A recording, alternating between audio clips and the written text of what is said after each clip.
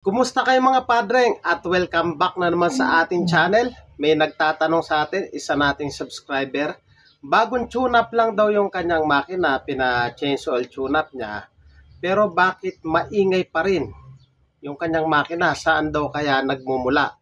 So kalimitan mga padreng, ang pinagmumulan po kasi ng ingay ng makina, kakulangan po sa langis. Kaya pag yung langis natin marumi na yan sa loob ng makina, so umiingay po talaga yan. So yung tinatanong sa atin, bakit bagong tune-up lang, bagong change oil, bakit maingay pa rin? So yung sinasabi niya, bakit daw malagitik yung kanyang rocker arm? So ganito po kasi yan. Pag yung kamay natin nasa dagat po tayo, halimbawa nasa dagat po tayo, yung kamay natin, ito yung dagat, level ng dagat, ito yung kamay natin, pumalakpak po tayo. So dinig na dinig or malakas po yung lagitik. Ngayon, ito pong kamay natin, ito yung dagat, ilubog natin ng kalahati. O kaya ilubog natin, tsaka tayo pumalakpak. So halos wala na po siyang tunog pag nasa tubig po. Yung tubig siya po yung nagsisilbing langis ng makina. Kaya pag konti yung langis, malagitik. Pag may langis, tahimik po yan mga idol. So sa video ito, ituturo ko po sa inyo yung ilang tips kung bakit bagong tune-up lang, bagong change oil, bakit malagitik pa rin yung andar ng makina. Kaya naman kung gusto mo yung ganitong talakayan at bago ka pa lang sa akin channel, huwag nyo pong kalimutan na paki-like, paki-subscribe at paki-hit na rin po yung notification bell para updated po kayo sa mga videos na kagaya nito. Kaya wag na nating patagalin at simulan na natin yan.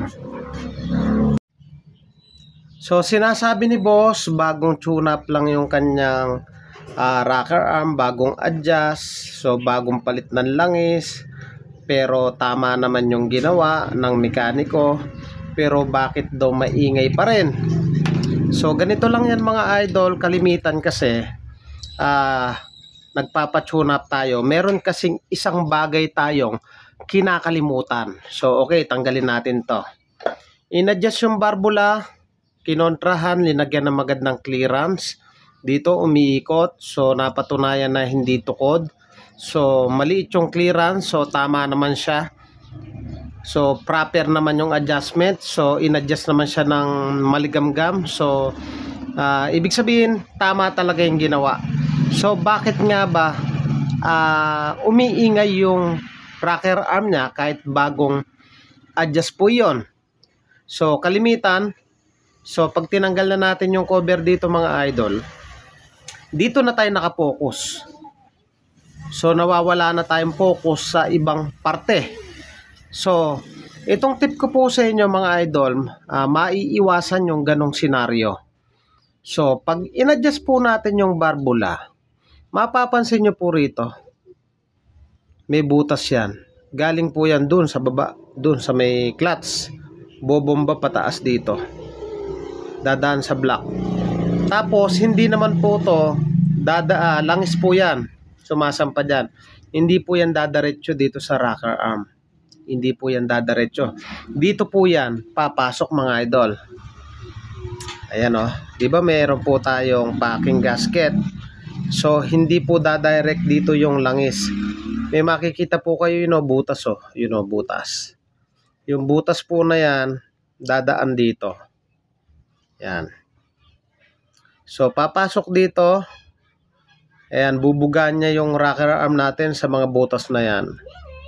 So anong nangyayari mga idol, dahil minsan yung rider medyo pabaya sa langis, lumalapot yung langis, so bumabagal yung kilos ng langis, ultimong butas ng karayom hindi niya na mapasukan dahil nga parang taguling na punong-puno na ng putik. So kalimitan nagpapatune up, bakit maingay pa rin daw? So dito lang kasi sila nakapokus. So dapat pansinin nyo rin po itong cover na to mga idol.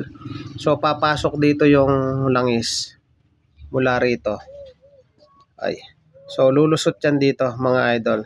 Susupply niya yan, babasain niya yan. So sa madaling salita, kung barado yung mga butas niyan mga idol, so talagang malagitik po yung inyong makina. So papansinin nyo mga idol, ayan o, May butas po, mayroon tornilyo dito yan, 8mm. So tanggalin natin. Pansinin nyo kung bakit po ba ito may tornilyo. Tanggalin natin. Ayan. Ang tornilyo nito mga idol, may purpose po yan. Ayun o, may packing pa siya. So tatanggalin nyo po ito. Tsaka nyo bugahan ng hangin. So ayan o, napakadumi sa loob. Bugahan nyo po yan. Lalabas po yan sa mga butas. Kaya kung bago po yung langis nyo, dapat din linilinis nyo rin yan, yung loob na yan. Para mabilis yung langis dyan, mabilis ma-supply yung rocker arm, hindi magkakaroon ng friction. Bakit ba agad umaalog yung rocker arm? Kasi nga nagkukulangan po yan ng sapat na langis. So ganun po yung idea niya kung bakit malagitik pa rin, dahil nga nagkakaroon po yan ng friction, tulad nga po ng pagpalakpak natin na papalakpak ka lang kumpara dun sa ilubog mo sa tubig, walang tunog. So ganun po yan mga idol. So sa tuwing nagpapatuna po tayo, palinis din po natin tong cover. Ayan, buga natin ang hangin yan at siguradong maglalabasan po dyan yung ribaba.